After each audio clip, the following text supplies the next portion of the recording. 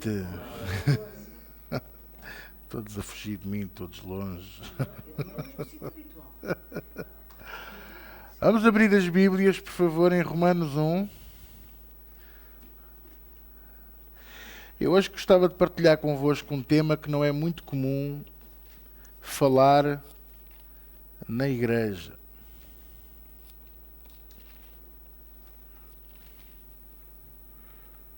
Mas eu gostava de partilhar isto convosco. Já há algum tempo que ando a pensar neste tema, tenho falado isto com Deus.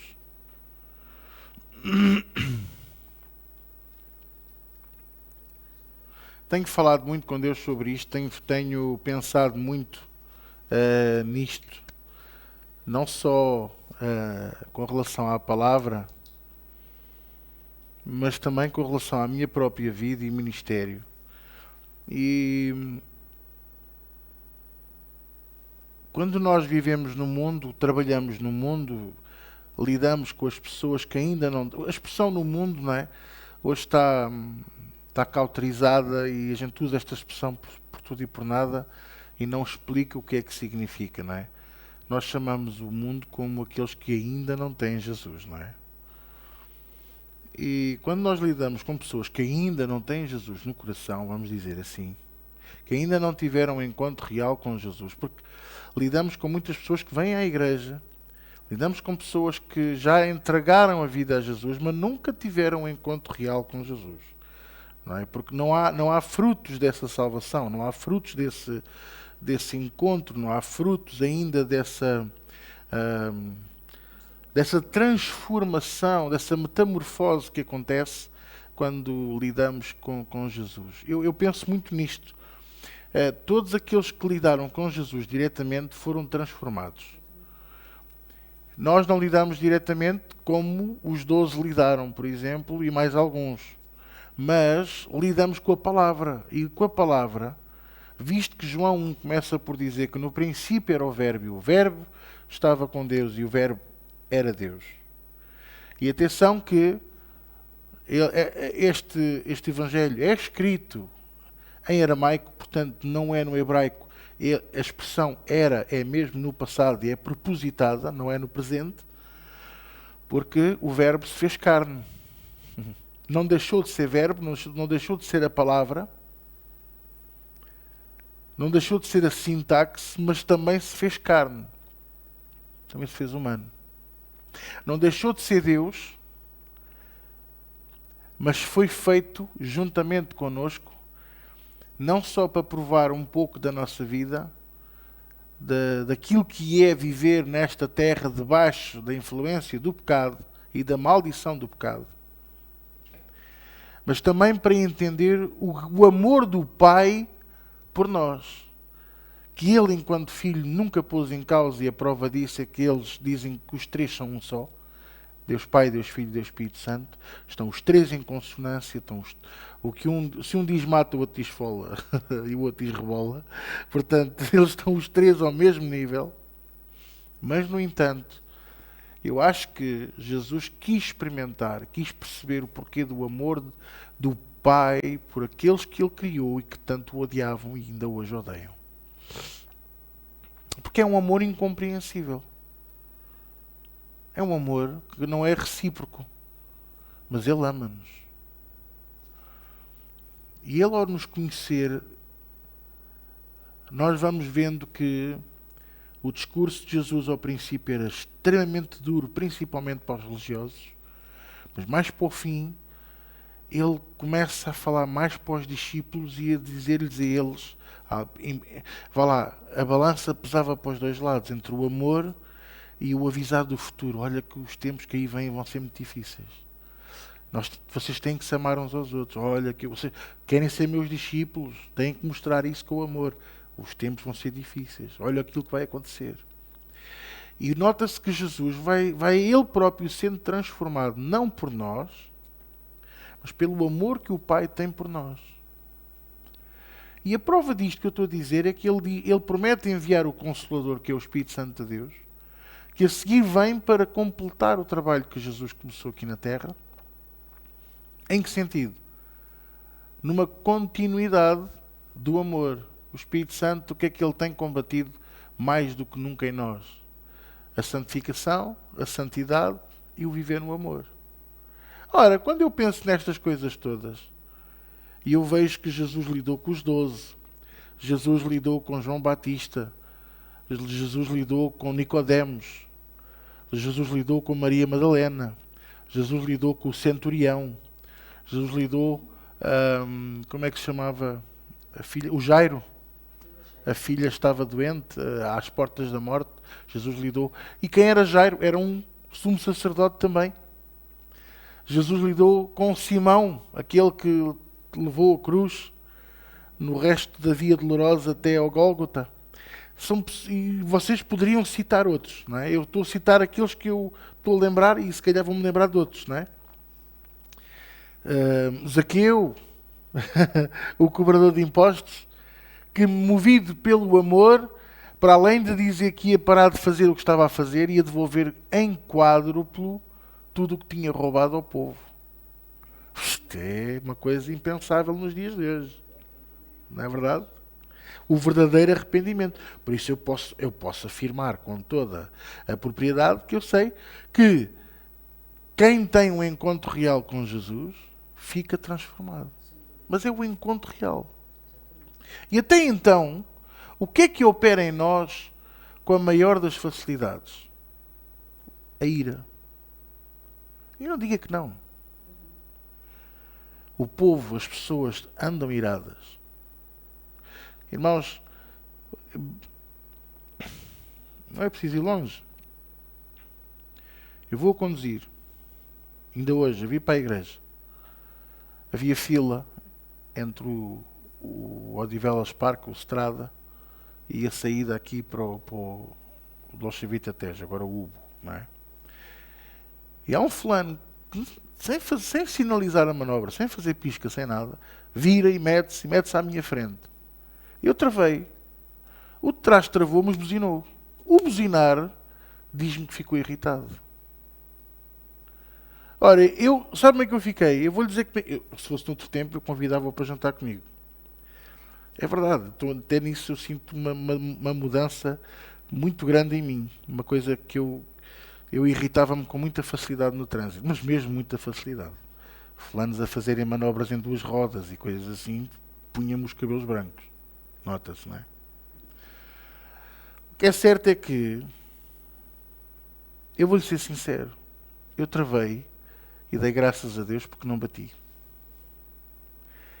E quando o outro travou, que eu ouvi, e buzinou, eu percebi a diferença e pensei assim, eu não sou melhor do que ele, mas estou a caminhar para isso.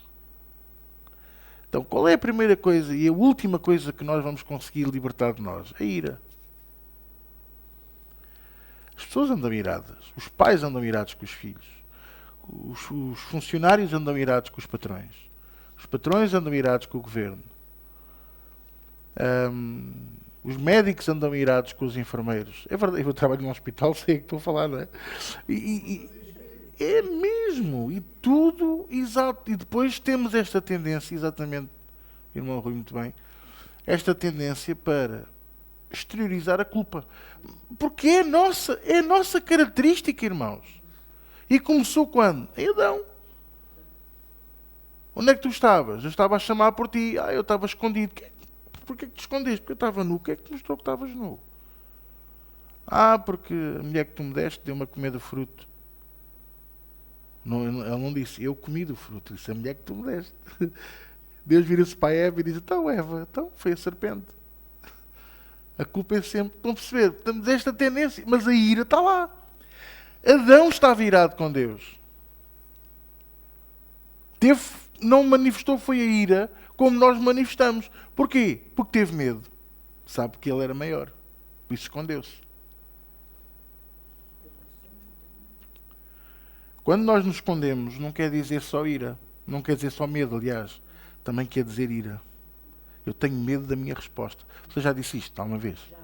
Eu tenho medo daquilo que eu possa vir a dizer, ou vir a fazer. Então escondemos-nos. Escudamos-nos. E aquilo que a gente não sabe mas eu quero partilhar isto com vocês. É que não é só proteger. A gente pensa que está a proteger. Estamos a impedir Deus de mexer na nossa vida. Estamos a impedir Deus de transformar o nosso coração. Por isso Paulo disse assim: irai-vos, mas não pequeis. Quer dizer, eu às vezes preciso exteriorizar a raiva. Eu tenho que deitar cá para fora. Porque se eu aguardar cá para dentro, eu vou envenenar o meu coração. Imagine que você tem uma vivenda numa zona onde ainda não há saneamento básico. O que é que isto quer dizer? Quer dizer que ainda não há esgotos. Então a vivenda tem o quê? Tem aquilo que nós chamamos uma fossa. E se você não vazar, não limpar a fossa de X em X tempo, o que é que vai acontecer? Se ela estiver bem feita, ela vai sair para fora e você vai sentir e vai mandar... Se ela estiver mal feita, o que é que vai acontecer? Os terrenos em volta vão começar a ficar o quê? Completamente inutilizados.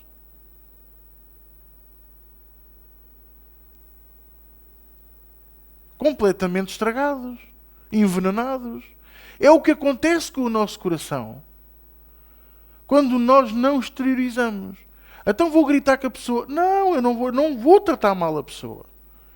Porque provavelmente a pessoa que me está a levar à ira foi usada por Satanás para me fazer pecar. Então com quem é que eu tenho que exteriorizar? Com ele. E não é dizer, já viste o que é que ele fez. É, porque é que eu deixo-me sempre pecar? Porque é que eu permito que o pecado abunde na minha vida? Porque é que eu permito que isto aconteça? Porque é que eu não domino ainda?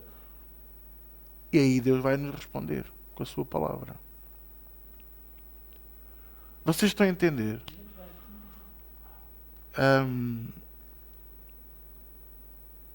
Eu estou a falar ainda da nossa ira, não é? Porque depois, eu para ser honesto, eu tenho que falar na ira de Deus. E há uns tempos houve um fulano que me disse assim: você está a falar na ira de Deus? Não, então você não está na graça. Você não vive na graça de Deus, você vive ainda pela lei. E eu, porquê? Por falar na ira? Desde quando é que a graça de Deus anula a ira de Deus? Não anula. Aplaca. Adia. Mas não anula. Porque se anulasse, se a graça de Deus anulasse a ira de Deus, então não havia apocalipse. Não havia julgamento. Já estávamos todos perdoados. E não havia inferno, íamos todos para o céu. Vocês estão a entender? Então há a ira de Deus? Sim, senhora. E até vos vou dizer mais. A ira de Deus manifesta-se durante a graça. A ira de Deus manifesta-se durante a graça. Eu espero, eu tenho aqui muitos versículos, mas eu não vou dá-los todos, não é? Mas eu espero, com um ou outro que a gente vamos ler, juntos consigamos chegar lá, porque eu digo-vos, isto vai mudar a nossa maneira de ser, vai mudar a nossa vida. Irmãos, vamos pensar duas vezes antes de discutir, antes de gritar, antes de zangar, antes de explodir. Então eu vou guardar a ira para dentro de mim e vou ficar envenenado. Não. Eu tenho que exteriorizar essa ira com Ele. O que é que Ele disse assim? O que é que Jesus disse para cada um de nós? Vinde a mim, vós que estáis cansados e... Então o que é que a ira nos faz? Não é a opressão. Então eu tenho que ir a Ele. Ele não diz, ir aos vossos pastores. Descarregai a vossa ira com a vossa esposa. Tirai o cinto das calças e espancai os vossos filhos. Não é isso que lá está. Pregai 2 murros no colega que disse mal de si. Não! Porque isto leva-nos à ira. São coisas. O vizinho que sacode os tapetes para cima da nossa roupa lavada. A vizinha... Graças a Deus não tenho esse caso agora. Graças a Deus. Pingava a roupa com lexívia, roupa nova. Então se a gente punha roupa nova, aquilo era certinho. Lá ia lavar a varanda com lexívia. Que ficava tudo amarelo. Tudo as pinguinhas. Leva-nos à ira. Pois leva. Leva. E há pessoas que têm um condão para nos pôr em ponto rebuçado. Chupa-chupa. Agora... O que é que isto quer dizer? Quer dizer que você é como eu, você não é perfeito. Que nós nos iramos, que nós perdemos a paciência, perdemos a estribeira. E o que é que eu tenho que fazer para vencer isso? Eu não posso descarregar imediatamente. Eu vou dizer coisas que eu não quero dizer. Eu vou abrir um jogo que eu não quero abrir. Eu vou falar demais. Eu vou levantar a voz. E se você, como eu, não gosta de levantar a voz, irmãos, eu para levantar a voz, as coisas têm que estar mesmo muito mal. Eu para gritar, eu vou ser muito sincero convosco. Eu quando me zango, zango. E nota-se que eu estou zangado. Eu não escondo, não é? Eu não escondo. Quem já me conhece, aqueles que trabalham diretamente comigo, Malícia, o presbítero Zé Manel, a Eliane já me conhece assim, o Janito já me viu zangado, sem razão, mas já me viu, e sem culpa. Quem me conhece sabe que eu quando me zango, zango. Mas eu sou uma paz de alma. Eu para mim, em paz, eu falo baixo, mas quando eu estou zangado, nota-se perfeitamente. Eu não consigo esconder que estou zangado. Mas eu não posso descarregar, e tenho vindo a aprender isso ao longo deste tempo. E há coisas que eu já aprendi este ano. Tenho tentado e tenho me esforçado para pôr em prática. Não posso descarregar nas pessoas que estão à minha volta. Não posso descarregar na minha família. Não posso descarregar nos meus colaboradores. Não posso descarregar no meu carro. Não me vou pôr a acelerar aí feito maluco. Não posso descarregar no meu bicho de estimação, porque ele vai ser usado por Deus é para tentar pôr o meu coração mais receptivo a Ele, Deus. Então com quem é que eu tenho que descarregar a minha ira? Com Deus. Vinde a mim, vós que estáis cansados e oprimidos, e eu vos aliviarei. O meu fardo é leve, o meu jugo é suave. A gente faz uma troca, é o que Jesus está a dizer. Troca, dá cá. Dá-me cá a tua ira e eu dou-te a minha paz. João, capítulo 3, não me lembro agora do versículo. A minha paz eu vos dou, a minha paz eu vos deixo. Isto é o remédio. Eu agora ando sempre nervoso, eu ando sempre irritado, eu agora ando sempre assim, assado, cozido e frito. Irmãos, isso acontece porque nós não somos uma linha reta, nós somos um gráfico. Nós hoje estamos mais para cima, amanhã estamos mais para baixo. E o nosso dia-a-dia é feito para tentarmos estar o mais normais possíveis. Temos esta tendência. Mas nem sempre a gente consegue estar sempre àquele nível. Então qual é a melhor maneira? É entregar tudo nas mãos de Deus. Mas é entregar e não é ir buscar a seguir. É entregar. Mas eu ainda estou em brasa. Uns cubinhos de gelo são capazes de resolver isso. Um versículo bíblico, um hino. Às vezes, olha, ainda há bocadinho estava-me a lembrar de um hino bem antigo. Que maravilha é ser uma família de Jesus. Às vezes a gente vamos cantar é mais. Que maravilha é ser uma família.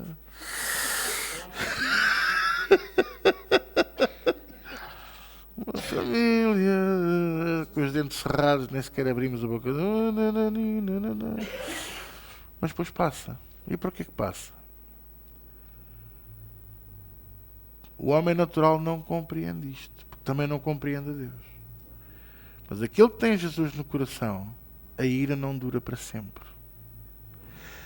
O mesmo que aplaca a ira do Todo-Poderoso, também retira a ira do seu coração e do meu. Aquele que diz assim, Pai, espera, calma, ele está-se a esforçar. Ele ouve a tua palavra, ele está a pôr em prática, calma. Também é aquele que vem ao nosso coração e diz assim, calma, confia em mim, entrega-me todas as tuas aflições, todos os teus momentos, que é para eu possa trazer a paz ao teu coração, tu te possas aquietar em mim e a minha palavra possa se tornar real e verdadeira na tua vida. Vocês estão a entender isto ou não? Romanos 1, versículo 18.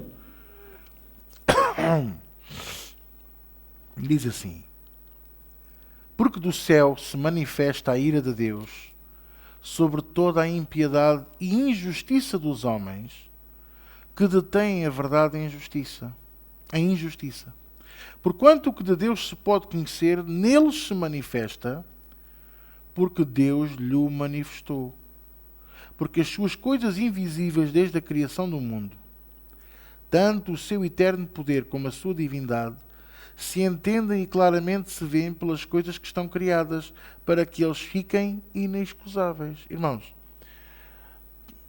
Pedro chegou a dizer que estas coisas eram de difícil interpretação, referindo-se ao apóstolo Paulo, à graça e a esta forma de ver o Evangelho e de ver a verdade da palavra de Deus. Mas, na verdade, se a gente for bem a ver isto, o que Paulo está aqui a dizer é que a criação manifesta o poder de Deus e a sua glória e a sua graça sobre cada um de nós. Mas manifesta o amor, manifesta a paz. E diga-me lá, eu não sei, mas, por exemplo, eu gosto muito, quando eu estou assim mais ansioso, assim mais, eu vou ver o mar. E o mar ajuda nós, não é, a termos um pouco de sossego. Se calhar você gosta de ver as árvores. Se calhar você gosta de ver, sei lá, os cavalos a correr livremente no campo. Não sei, o que é que você... eu tenho um aquário com peixes. Vocês estão a entender? Tudo isso é usado por Deus para trazer também paz e sossego ao nosso coração. E é aqui que entra aquilo que está escrito aqui. Porque as suas coisas invisíveis desde a criação do mundo, tanto, versículo 20, estamos a ler o 20, tanto o seu eterno poder como a sua divindade se entendem e claramente se veem pelas coisas que estão criadas, para que eles fiquem inexcusáveis. Eles quem? Os que são injustos e que andam a operar na sua própria ira, sem saber que estão a operar na ira de Deus. Se nós andamos sempre irados, andamos sempre zangados, se andamos sempre em conflito com alguém, você está irado, mas você está a operar debaixo da ira de Deus. Deus está a trazer a ira dele sobre si. Porque quando nós estamos irados, o que é que acontece? Falamos demais. Eu já disse isto tudo. Falamos demais. Dizemos coisas que não queremos. Perdemos a razão. Foi o que eu não falei há bocadinho.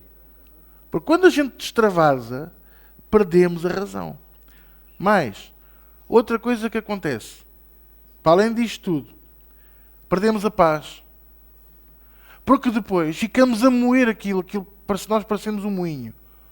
Ficar ali na move. O moinho andar na água. Ou então na azenha. É a mesma coisa. É a água a cair, a roda a passar e está ali a moer, a moer. Já é pó, mas continua a moer, a moer, a moer, a estragar a pedra.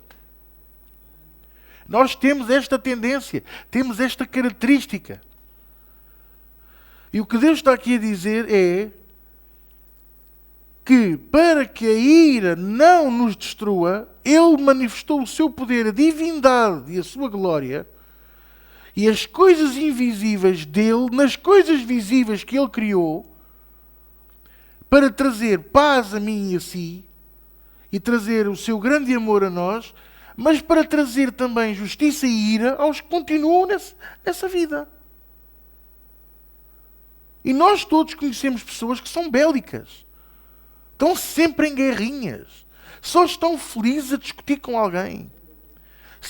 Têm sempre uma pedra para atirar, têm sempre uma arma para atacar, têm sempre uma palavra difícil.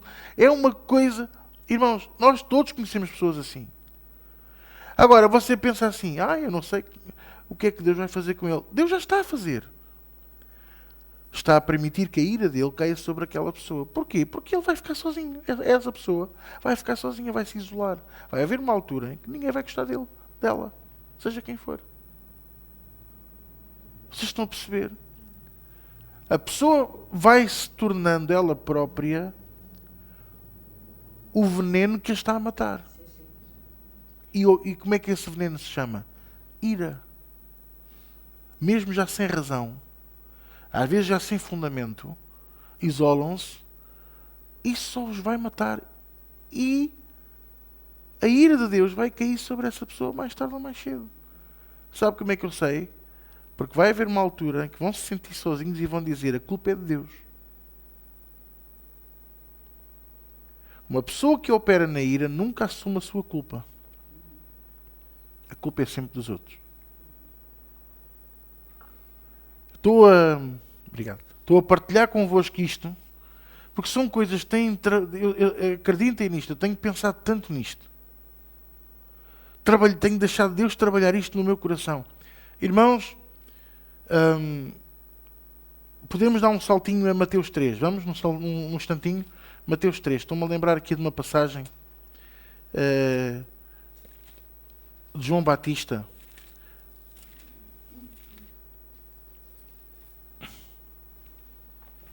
Graças a Deus eu tenho o Miguel que recebe as pessoas à porta.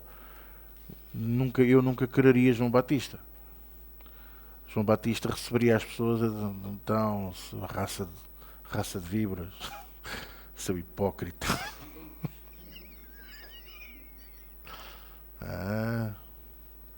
Filho da mãe, hoje vens à igreja, é? Já imaginou uma pessoa destas à porta da igreja? Mas era assim que ele recebia os fariseus. E porquê? As pessoas dizem assim: oh pastor, mas porquê que o João Batista tinha este discurso tão duro? Porque parece que João Batista é que está irado. Não é? Diga lá. Não parece que é ele que está zangado? E ele está. E ele está zangado, está irado e não está a pecar. E digo-vos mais, ele está zangado com razão. E vou-lhe mostrar pela Bíblia que ele tem razão. Versículo 7 diz assim. Estamos no capítulo 3, versículo 7, diz assim: e João, vendo muitos dos fariseus e dos saduceus... Vocês sabem isto ou não? Querem que eu vos explique rapidamente? Geralmente a gente chama fariseus a todos os religiosos da época, mas haviam 3 fações: saduceus, fariseus e os essénicos, que eram da Grécia. Os fariseus tinham a palavra, os saduceus construíam as sinagogas e os essénicos punham o dinheiro. Cada facção dominava uma área da sociedade. Propósito para que não houvesse um monopólio ou não houvesse um império. Assim, cada um precisava uns dos outros. 3 fações. Uns acreditavam no Messias político, outros acreditavam num Messias que fosse económico e outros acreditavam num Messias bélico. Cada um deles queria um Messias à sua maneira. Um queria que Jesus, o Messias, viesse para depor o imperador. Outros queriam que o Messias viesse para dominar a área económica, para fazer a nação de Israel ser próspera e gerar a sua independência dos ocupantes, exato, dos romanos. Eu disse ocupantes porque antes dos romanos eram os babilónios, depois os assírios, depois dos romanos já foram outros. Portanto, eles tiveram anos e anos ali debaixo da ocupação. E os essénicos, que eram da Grécia, que tinham a palavra da Grécia e vinham da doutrina da Grécia, essencialmente o que eles queriam era... esses é que queriam depor Roma, e os saduceus queriam um Messias bélico que viesse para destruir o Império Romano, os exércitos e destruir os inimigos de Israel. Exatamente. Cada um tinha a sua própria visão do Messias. Os essénicos não vinham ter com João Batista porque João Batista não tinha sinagoga e não levantava oferta. Portanto, não gerava dinheiro e eles também não se aproximavam. Mas os saduceus e os fariseus, ouvindo a palavra de João Batista e percebendo que ele falava daquele que haveria de vir, que era maior do que ele, podiam ter todos os defeitos, mas não eram burros. Então estavam-se a perceber que ele estava a anunciar quem? O Messias. Pois, para nós Jesus, para eles não. O Messias, aquele que haveria de vir. Então o que é que eles faziam? Pelo simples não, faziam isto, versículo 7. Vendo ele muitos dos fariseus e dos saduceus que vinham ao seu batismo, dizia-lhes: raça de víboras, quem vos ensinou a fugir da ira futura? O que é o fugir da ira futura? Eles pensavam: pelo simples não, eu vou ao batismo de João, se isto é tudo verdadeiro, eu fico salvo. Se isto não for verdadeiro, também não perco nada, que é um banho no Jordão. Irmãos, você acredita que ainda hoje há pessoas que pensam assim? Não, eu vou à igreja, pronto, pelo simples não. Se for verdadeiro. é verdadeiro. Se não for, também não se perde nada.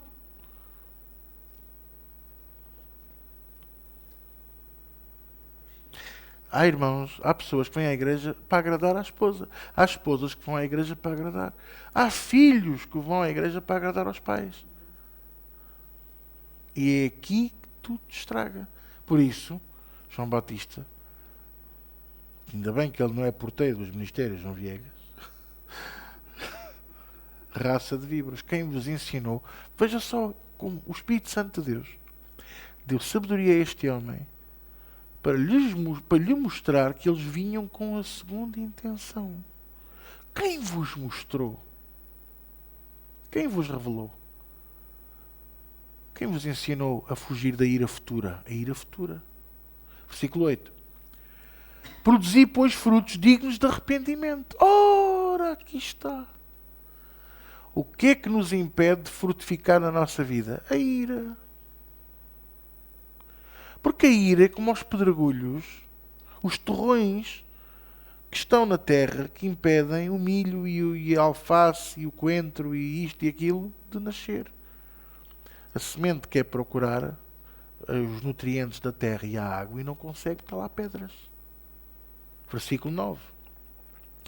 E não presumais de vós mesmos, dizendo, temos por pai Abraão. Porque era o que eles diziam. Eu vou ao batismo, mas eu tenho pai por Abraão, portanto eu já estou salvo. Mas pelo simples não vai ao diabo de selas. Não vai isto ser verdade. Estão a perceber? Porque eu vos digo que mesmo destas pedras, Deus pode suscitar filhos a Abraão.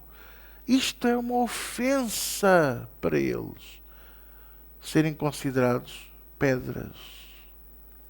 Sabe que depois o apóstolo Pedro, pegando nestas palavras de João Batista, chama-nos em 2 de Pedro como pedras afogueadas.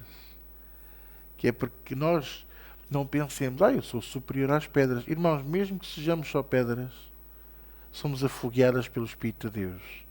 E foi Ele que nos chamou, nos escolheu, predestinou e nos glorificou em seu nome e para a sua glória, para fazermos a sua obra. E este calhau hoje está-vos a ensinar. Amanhã serão vocês os calhaus a ensinar outros, no nome de Jesus. Hã? Não é bom ser um calhau? Então não. Versículo 10. E também agora está posto o machado à raiz. O machado à raiz das árvores. Toda a árvore, pois, que não produz bom fruto é cortada e lançada no fogo. Bom fruto. Daí a ira. Ora, muitos de nós temos tentado fugir da ira futura. Por isso é que alguns vêm à igreja, entregam a vida a Jesus, ou melhor, fazem ali ficas com os 2 quartos, eu fico com a sala e com a cozinha. Então, a garagem dá para os 2 carros, depois o teu carro eu ponho o meu também. E faz ali uma mescla com Deus, com Jesus. Mas isso não agrada a Jesus, não é? Por isso é que Ele quer um encontro real connosco. Por isso é que Ele quer ter um encontro arrebatador. Ele quer ter um encontro connosco que nos transforme de tal maneira como Moisés teve com a sarça ardente. Ele falou com uma árvore a arder. Mas ficou tão transformado que aquele homem saiu de lá. Um homem que não acreditava nele saiu de lá cheio de fé e poder. Assim como Deus falou com Elias no Monte Horebe. Um homem que ia fugir de uma mulher que tinha dito que queria a cabeça dele numa bandeja. A quem o Senhor disse, vais dizer a ela que ainda ela estará a dizer certas palavras e os cães estarão a comer o corpo dela.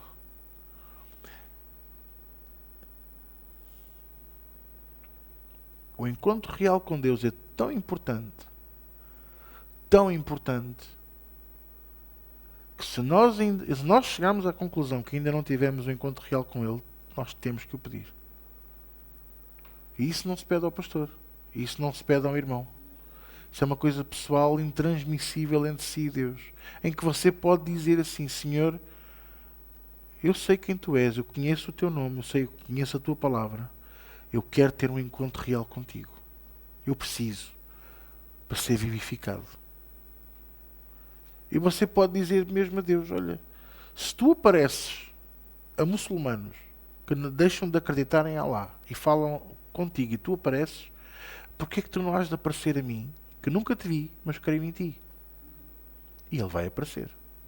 Ele vai aparecer. Não quer dizer que seja uma luz. Você vê uma luz no quarto e ele fala: meu filho. Não. Se calhar você no dia a seguir vai a sair para ir às compras e está um fulano deitado no chão que lhe estende a mão e diz: tem uma moeda para mim?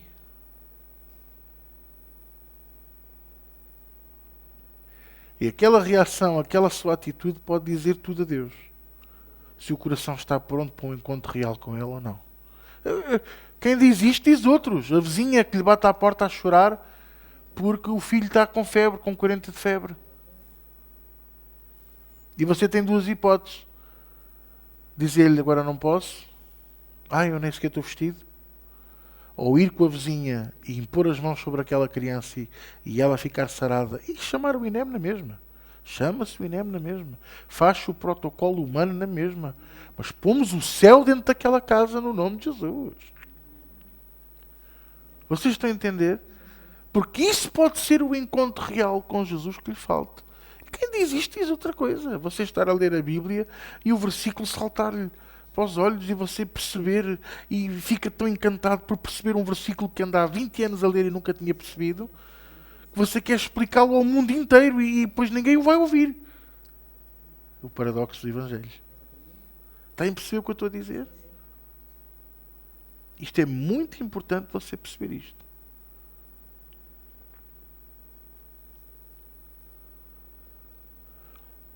Já nem falo na ira que passou. Em Salmos 7, acho que é no 11, diz que o Senhor se ira todos os dias. Quer lá ir comigo num instantinho? Tem paciência para lá ir. Salmos 7. Fica logo a seguir ao 6, antes do 8. É só para ajudar. Salmos, capítulo 7. Exatamente. Versículo 11. Deus é um juiz justo. Um Deus que se ira todos os dias. Eu vi a trovoada ontem, pastor. Deus estava muito zangado. Não. Ele ira-se todos os dias. Mas existe um ser humano de mãos furadas e pés furados, com uma cicatriz no lado e marcas na cabeça de uma coroa de espinhos que lhe espetaram, que lhe diz a ele que está no trono: calma, pai, calma.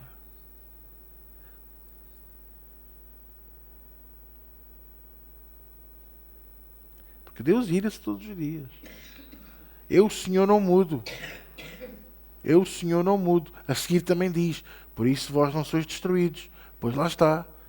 Mas Ele não deixa de ser um Deus que se ira todos os dias. No entanto, a sua ira está aplacada pela graça de Deus. Não é abolida. E agora eu quero vos mostrar quando eu digo que a ira de Deus se manifesta durante a graça. Porque muitas das pessoas pensam que a graça é um salvo-conduto. É um salvo-conduto para a morte, mas não para o pecado. Paulo é o próprio a dizer: tudo me é lícito, mas nem tudo me convém. E as pessoas às vezes pensam que a graça é um livre passe, não é? Para fazer tudo o que eu quero. E não é. Eu posso mirar, Deus já me perdoou. Joseph Prince, um desses pregadores aí da Malásia, que agora anda a ter muito sucesso, ensina que não é preciso pedir perdão a Deus todos os dias. Então Jesus já nos perdoou na cruz do Calvário. E perdoou, e esse perdão mantém-se sempre que eu me arrependo. Porque se você for a ver, qual é o grande objetivo de Jesus com relação à minha vida e à sua? É o arrependimento do homem, é o arrependimento do nosso coração. Como é que eu posso fazer com que a ira não domine o meu coração? É eu arrepender-me. Ainda que eu tenha razão. Irmãos, John Bevere, quando vocês conhecem John Bevere, se calhar já leram algum livro dele, A Isca de Satanás, há mais livros, muito mais, mas muitos mais dele, muito bons. Prometo que se no centro onde eu compro os livros, se houver, eu trago livros do John Bevere para vocês poderem ler, porque são livros muito bons. Isto para dizer o quê? John Bevere conta uma história extraordinária sobre o casamento dele. Houve uma altura, há 18 anos atrás, portanto estamos a falar de 2004, e eu conheci John Bevere ainda antes dos anos 2000. Portanto, eu já li livros do John Bevere nos anos 90. Ele esteve em Portugal em 2001. Ouçam, não falem, ouçam. Esteve em Portugal em 2001, depois não voltou a vir, infelizmente. Mas é um bom homem de Deus, é uma pessoa que ensina muito sobre o caráter e como vencer o caráter humano para sobrepor o caráter de Deus em nós, que é difícil, é um processo muito longo. E ele conta um episódio que se passou entre ele e a esposa há 18 anos atrás, que estavam numa fase muito difícil, andavam sempre a discutir, sempre zangados um com o outro, palavras duras, gestos, sabe aquele gesto? A gente levanta a mão, mas depois arrepende-se, sabe? Exato. Mas pronto, eu digo-vos, só o gesto para mim já é derrota total. Nunca o fiz, mas tive aquela tendência para... Isto é, para mim, o gesto já é... E no meu caso, eu não levantei a mão, mas tive aquela, sabe, aquela coisa de levantar a mão, ameaça. E naquele momento eu pedi imediatamente perdão à pessoa. Imediatamente perdão à pessoa. Só por estar a sentir aquela... Eu estava a ser tentado por Satanás, porque eu considero que só o gesto já é derrota total. Bom, mas ele fez. E zangaram-se de tal maneira naquela noite, já de madrugada, os gritos, a discussão, não sei o quê e tal, e ele saiu porta fora de casa. Entrou no carro e diz que parecia um maníaco a conduzir. E ao fim de uns minutos a conduzir, 10 minutos a conduzir pelas estradas do bairro onde viviam, pelas ruas, assim um bocado desenfreado, vamos dizer assim, começou a pensar: como é que eu vou pregar no domingo? Como é que eu vou dizer às pessoas que eu as amo se eu não consigo amar a minha esposa? Como é que eu vou ensinar as famílias da igreja a entenderem-se uns com os outros se eu não me consigo entender com a esposa com quem eu me casei há não sei quanto? Eles têm 40 ou 50 anos de casamento, é uma alarvidade de anos comparado com o que hoje em dia há. E então ele estava a pensar assim, a pensar nele. Eu. E disto, naquele momento, Deus veio ao coração dele e disse-lhe assim: e quando é que vais parar de pensar em ti e vais começar a pensar em nós? E ele: eu e tu? E ele: não, tu e a tua esposa. Eu e minha esposa? Sim, vocês não são um só. Quando casaram, vocês não afirmaram ao outro que eram uma só carne? Então tu estás-te a ferir a ti próprio. Pôs o pé ao travão, estacionou o carro e começou a chorar. Pediu perdão a Deus e Deus disse-lhe: não é a mim. Vais ter com a tua esposa e vais-lhe pedir perdão. Não, nem pensar. Porque ela disse isto, ela falou e Deus disse-lhe: então não vale a pena estarmos a ter esta conversa. Voltou a chorar. Pediu perdão a Deus. E Deus disse-lhe: não é a mim. Então, de meia volta, pegou no carro, estacionou o carro na entrada, entrou em casa, subiu ao quarto, agarrou-se à mulher a chorar, a pedir perdão. E ela disse-lhe assim: eu também te peço perdão e eu te perdoo apenas porque eu disse assim a Deus: se ele voltar a casa e me pedir perdão do que estava a dizer, eu vou pedir perdão também do que eu disse e vou me arrepender do que estava a passar.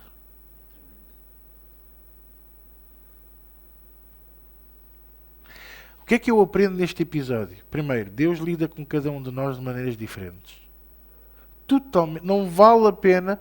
Eu posso lhe contar todas as minhas experiências com Deus, as suas vão ser sempre diferentes das minhas. Mas eu posso dar o exemplo. Eu aprendi muito com este exemplo do John Bevere. Segundo, não vale a pena você falar no eu, porque se estamos a falar num casamento, não há eu. Há nós. Estamos a falar numa família, não há eu. Há nós. Os seus filhos não são sangue do seu sangue, carne da sua carne, então é nós.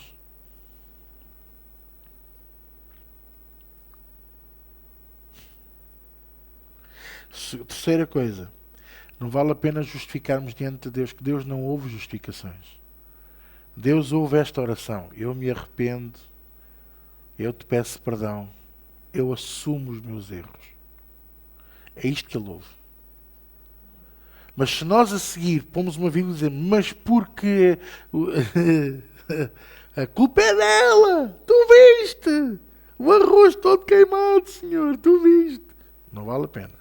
Deus não ouve estas coisas. Quem é que me está a entender? Quarta coisa, não vale a pena dizer que sim e não fazer. É pegar e é no momento. Porque se você disser assim: amanhã eu falo, olha, durante a noite muita coisa pode acontecer e você pode mudar de ideias, ou ela ou ele mudar de ideias. Durante a noite o Senhor pode visitar-vos e um dos dois não está cá, ou nenhum dos dois. E depois as palavras ficam a ecoar para a eternidade. E quem cá fica, fica com o ónus da questão. Porque nunca vai conseguir resolver aquela questão. E terceiro, não fique a pensar que por discutir você é o pior marido do mundo ou a pior esposa do mundo. Ou por irar-se. Porque o problema da ira é perder a razão e não haver arrependimento. Não ter um fruto. Se a sua ira tiver um fruto, você irou-se por qualquer coisa que aconteceu. E esse fruto é: olha, vamos tomar uma decisão de não voltar a fazer isto. Todos ficam em paz, todos ficam em consonância, há fruto. Agora, todos ficam zangados, cada um para o seu lado, não há fruto. O machado vem à raiz. E a árvore boa dá bom fruto, a árvore má é queimada. E então, quer dizer, quando eu entro na ira e não me arrependo, não mudo de posição, não peço perdão, não aceito que os outros me peçam perdão, e que também erram. Irmãos, todos nós fazemos de vez em quando xixi fora da sanita. Todos nós. Todos nós. De vez em quando a coisa sai fora do alvo. O problema é se a gente não se arrepende e não permite que os outros se arrependam. Vocês estão a entender? Aí eu tenho razão. Sabem qual é o sítio que tem mais poder de razão em toda a face da terra? Em Lisboa há uns tantos. Olha, aqui ao pé, aqui em Benfica, há um enorme, que é o cemitério de Benfica. Muita razão está lá. Mas não vale nada. Está lá muita razão, mas não há quem a pratique, nem há quem a possa levar. Então, às vezes, nós temos que pedir perdão. Às vezes, nós, para estarmos em paz, às vezes temos que simplesmente perdoar. Não é deixar de relevar, é perdoar. Mas não é sermos displicentes. Estás perdoado. Estás perdoado. Isso é arrogância. Deus não lida com arrogantes. Deus não lida com jactantes. E não vale a pena perdoar neste sentido. Olha, para estarmos em paz eu vou-te perdoar. Não faça isso. É a mesma coisa que dizer não percebo patavina do Evangelho e eu estou só a fazer o que o calhau que pregou na sexta-feira disse para eu fazer. Então o que é que eu tenho que fazer? É ser sincero. Eu acho que tenho razão nisto, mas olha, eu quero estar em paz contigo.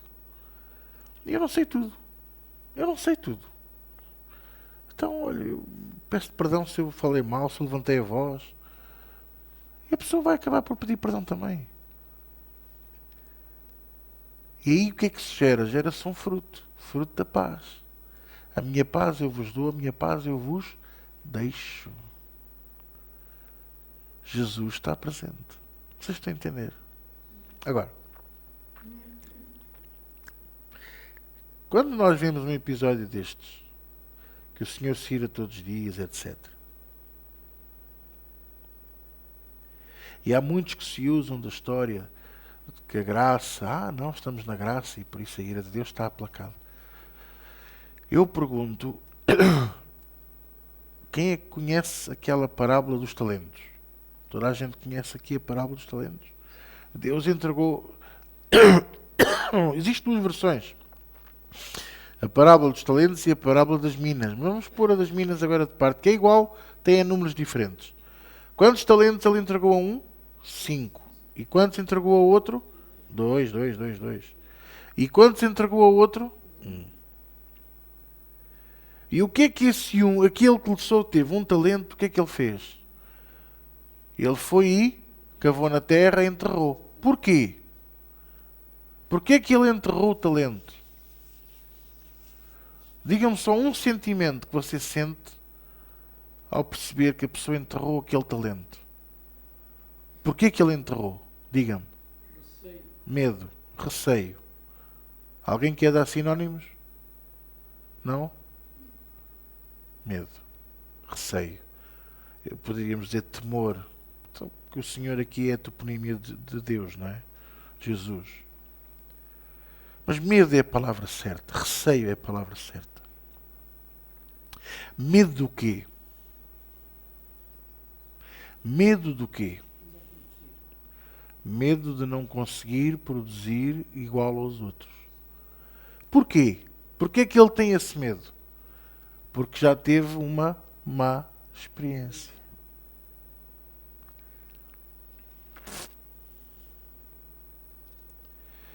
Muitas das vezes,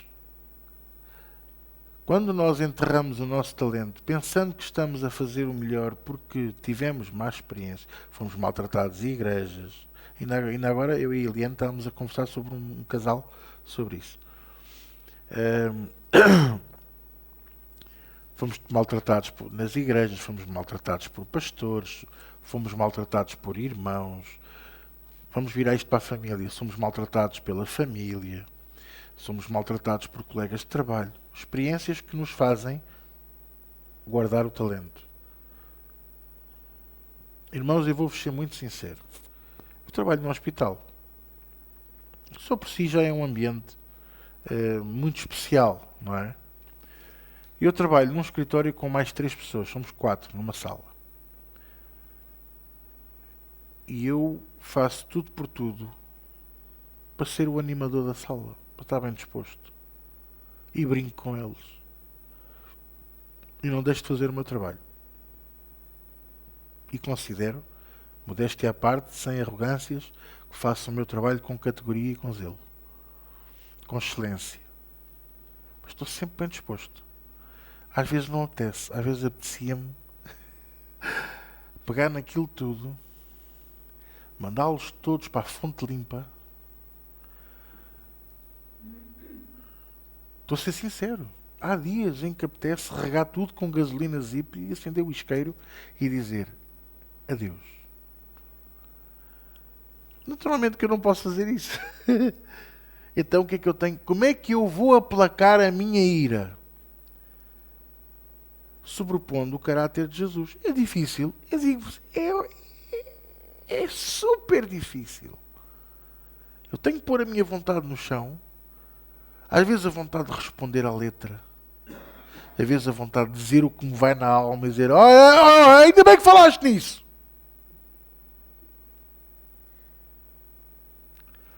Ainda bem que tocas nesse assunto.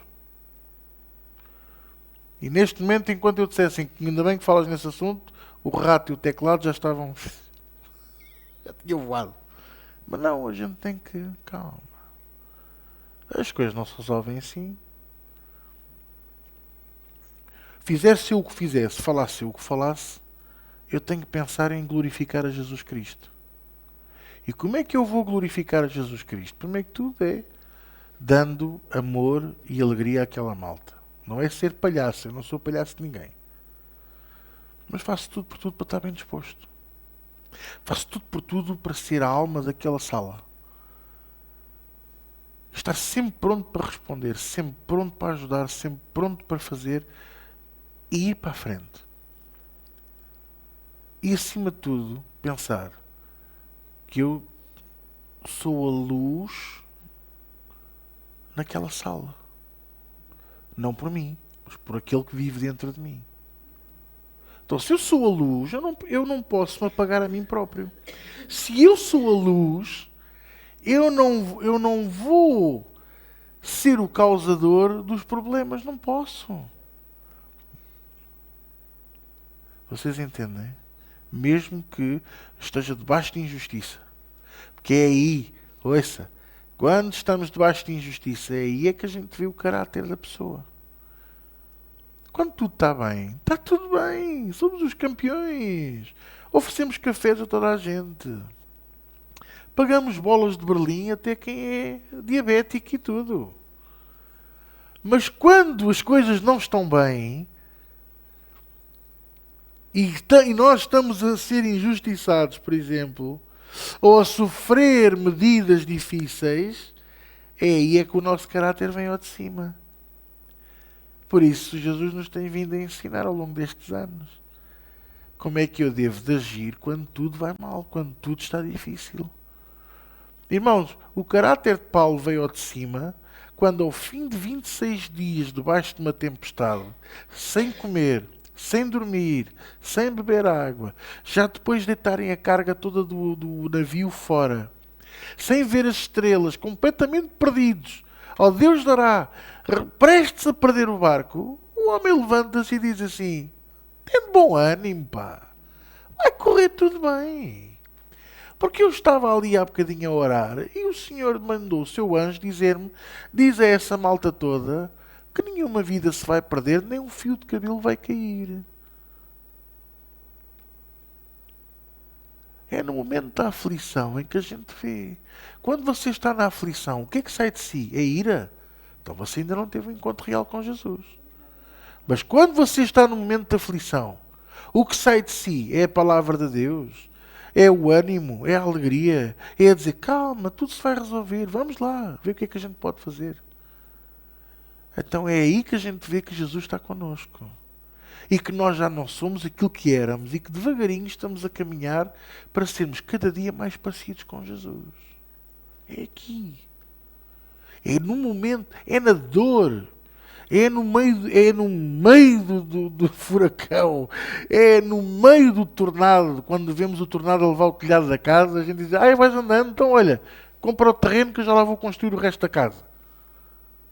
Não podemos cair no erro, não podemos cair na miséria do caráter humano.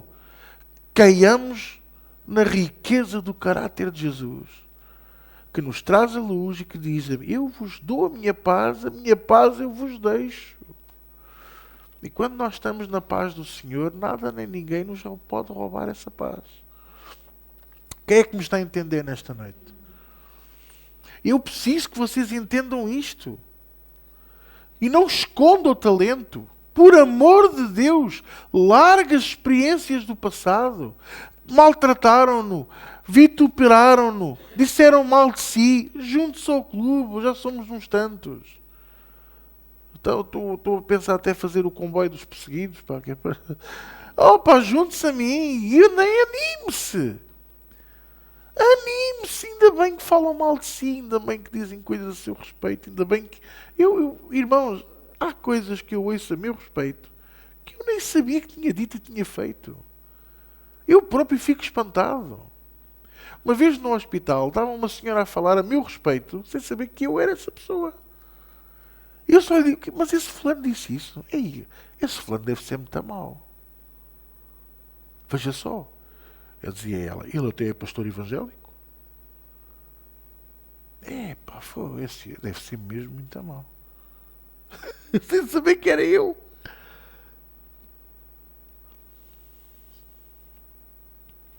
Vocês estão a entender o que eu estou a partilhar com vocês hoje? Nós precisamos vencer isto. Nós precisamos...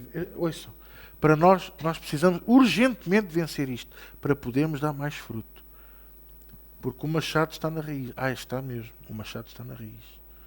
O que é que isto quer dizer? Que os tempos estão a terminar. O livro está a fechar. A era da graça está a terminar. E nós precisamos... Não é ter autodomínio. Tudo isso está nos dons do fruto do Espírito. Coisas que com o caráter e com a mente de Jesus nós podemos alcançar. Sim. Mas eu sei que não é fácil. Principalmente para nós que ainda trabalhamos no mundo, ainda lidamos com clientes, lidamos com pessoas. Nem toda a gente nos diz bom dia, nem toda a gente é bem educado, nem toda a gente diz faz favor, nem obrigado. Há pessoas, inclusivamente, que não dizem e depois dizem eu acabei de lhe pedir. Não pediram nada, não disseram nada. E falam connosco com 7 pedras na mão. E sabe o que é que você tem que fazer? Não é responder com 14, é responder com amor. A uns vai produzir morte. O pastor Zé António já ensinou isto. Ou seja, eles vão responder pior, ainda nos vão tratar pior, ainda vão dizer que estamos nós a maltratá-los. A outros isso vai abrir o coração deles. Eu peço desculpa. Tem toda a razão. Olha, você é muito simpático. Você nem imagina as vezes que eu já ouvi isto. Pessoas que ao princípio tratavam mal, quando eu fazia atendimento, e com o amor de Deus, com o carinho e com a paciência que Deus nos vai dando, dávamos a volta à situação. No fim do atendimento a pessoa dizia assim, olha, nunca fui atendido por uma pessoa como você. Vocês estão a entender? Ora, isto significa que não só já estamos a aplacar a nossa ira, como a ira dos outros. Estamos a ajudar que outros não pequem. Estamos a ajudar que outros venham ao conhecimento do arrependimento. Que o conhecimento do arrependimento é o primeiro passo para a verdade. Com um coração que não conhece o arrependimento, nunca vai reconhecer que a verdade é a salvação. Nunca vai reconhecer que a verdade é a salvação. O que é que me está a entender? Agora, na parábola dos talentos, eu quero terminar com isso. O que é que eu também lá vejo? A ira de Deus sobre aquela pessoa. Pastor, mas não estamos na graça. Estamos na graça, mas a ira manifesta-se na mesma. Irmãos, há pessoas que Deus vai pôr na sua vida, e na minha vida já pôs também, e ainda há de pôr mais, cujo objetivo é apenas que essas pessoas tenham uma segunda ou uma última oportunidade da parte de Deus de arrependimento. E algumas vão feri-lo. Vão vos ferir. E olha, não é com as unhas, é mesmo é mesmo com um tridente bem grande. E vão-nos espetar nas entranhas, que é onde dói, porque vamos ter amor por essas pessoas e vão-nos ferir. E só não é ferida de morte porque nós já estamos mortos para nós mesmos, vivificados com Cristo. E se estamos mortos para nós mesmos, já não podemos morrer. Estamos vivificados com Cristo e aquilo já não nos atinge. Vocês estão a entender? Querem que eu explique outra vez? Eu vou voltar a dizer a vocês. Há pessoas que Deus vai pôr na nossa vida, na minha e na sua, que não é para você fazer o seu melhor por essa pessoa, sim, mas é a pensar nelas que Deus está a fazer isso. São pessoas que Deus traz para lhes dar a elas a última oportunidade ou a segunda. E o que é que isto quer dizer? Quer dizer que são pessoas que a quem Deus quer abrir os olhos, mas a pessoa tem rejeitado, tem recusado. Eu já tive casos aqui na igreja assim.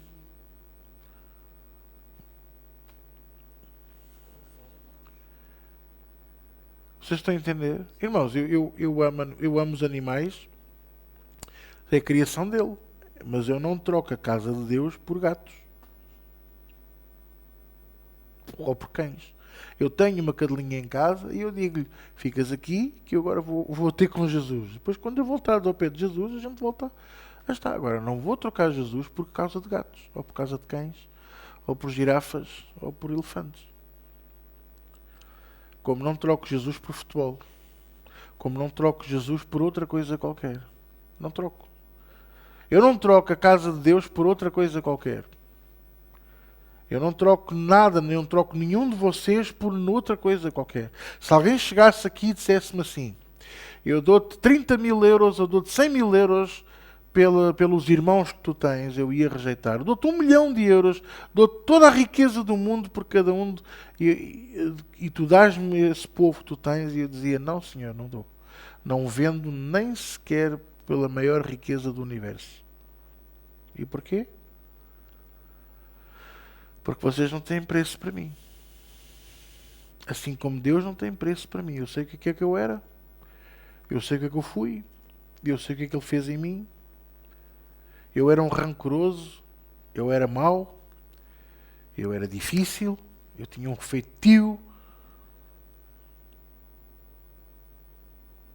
Esse feitio, essa palavra que você está a pensar, depois arrependa-se quando chegar a casa, se faz favor. Eu sei o que é que Deus fez e tem vindo a fazer ainda mais na minha vida.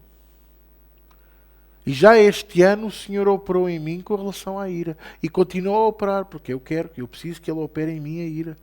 Eu não posso permitir que a ira me afaste dEle, envenene o meu coração. Eu preciso dEle na minha vida.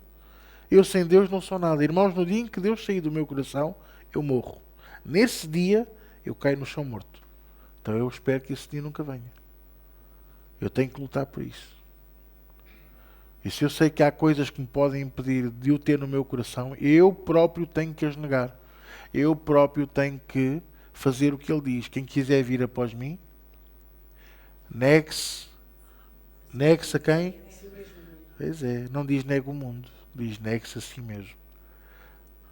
Alguém diz assim, o mundo chama. Não, nós é que nos sentimos atraídos. O problema está sempre em nós. E é aqui que entra o grande erro. Muitas das vezes nós vamos à presença de Deus falar de nós, mas esquecemos de falar do nós que Ele quer ouvir. Eu assumo os meus erros, eu assumo a minha responsabilidade, eu assumo o miserável que eu sou.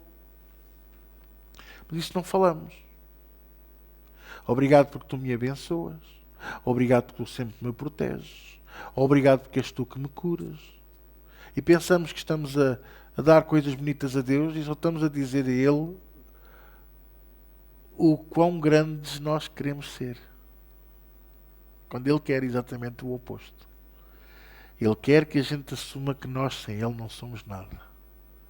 Ele quer que nós assumamos que nós precisamos dEle todos os dias da nossa vida.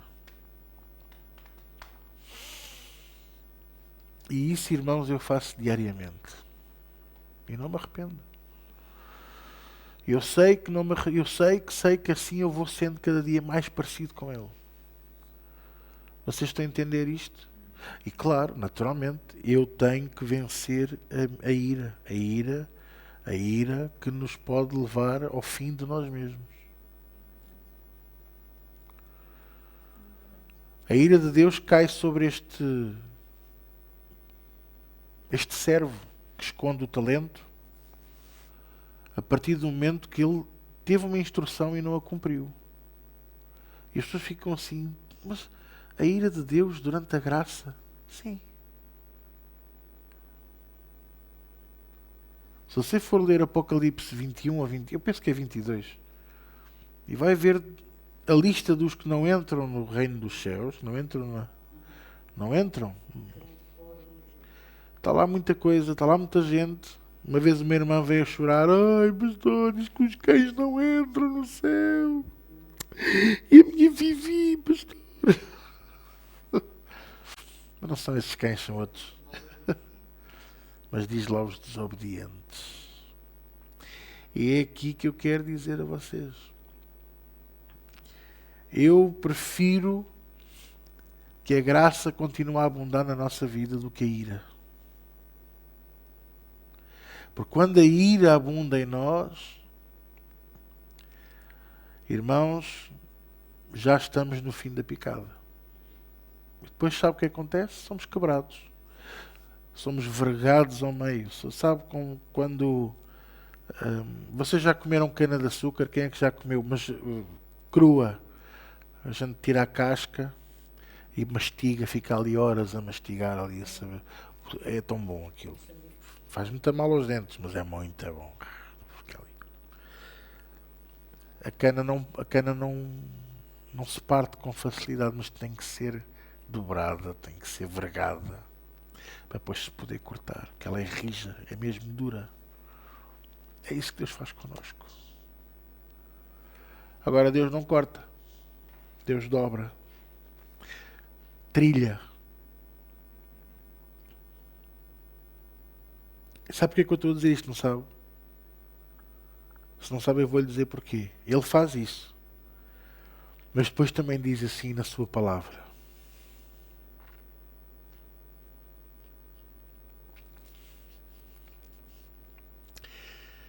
que ele não apaga o pavio fumegante, nem deita fora a cana trilhada, ele restaura. Mas primeiro ela tem que ser quebrada. Primeiro tem que ser trilhada. Isso dói. Para mim, como pastor, ver um dos meus a ser trilhado, é como se fosse eu. Por isso eu sou tão exigente, por isso eu ando sempre de volta de vocês, por isso eu estou sempre em cima. Porquê? Porque eu não quero que isso vos aconteça. Eu prefiro que na vossa boca esteja sempre o arrependimento, esteja sempre a mudança de caráter. Não é as juras eternas falsas. Sim, Senhor, eu prometo, depois não cumpro. Mas é a honestidade, a sinceridade, que nós possamos ser honestos para com Ele. Afastando a nossa ira do coração, afastamos a ira dele também de nós. Mas se acontecer, ele não apaga o pavio fumegante. Ele até sopra para que o pavio volte a acender e não deita fora a cana trilhada, nem a parte. Ele restaura. Assim como, agora acrescento eu, ele não inutiliza o jarro que está rachado. Ele faz um novo. Ele faz um vaso novo. Porque Ele é o nosso oleiro. Ele é o nosso Pai. Posso ouvir ao bem? Vamos orar? Desculpem, mas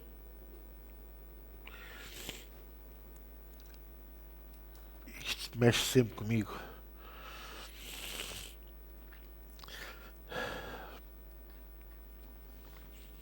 Querido Senhor, nesta noite, graças te damos pela Tua palavra. Graças te damos por este tempo na Tua presença, Senhor. Graças te damos pelo Teu grande amor, compaixão e misericórdia. Senhor, eu te quero pedir que Tu possas operar em cada coração um encontro real contigo. Dá-nos um encontro real contigo. Faz-nos encontrar-nos contigo. Muda a nossa vida. Muda o nosso coração. Muda o nosso caráter. Transforma a nossa vida, Senhor. Opera em cada um de nós, Senhor, para que nós possamos compreender a verdade e ela nos libertar. Põe arrependimento e mudança em cada um de nós, Senhor. Retira toda a arrogância. Retira, Senhor, todo o orgulho, toda a vaidade, toda a cegueira espiritual e faz-nos caminhar no teu propósito, na tua vontade, Senhor, obedecendo à tua voz, cumprindo a tua palavra, para a tua eterna glória, Senhor. E como teu servo quer pedir, Pai, que cada um de nós possamos pôr em prática, vencendo a ira e deixando o teu Espírito dominar os nossos corações, para que possamos dar muito fruto para a tua eterna glória, Senhor. E esta noite eu te peço, conduz-nos até casa em paz e segurança, que nós possamos transportar esta presença, esta glória que vai aqui nesta sala, Senhor, para que todos aqueles que estejam ao nosso redor, a nossa casa, a nossa família, todos possam ser tocados por Ti também. Em nome de Jesus. E todos dizem comigo, amém.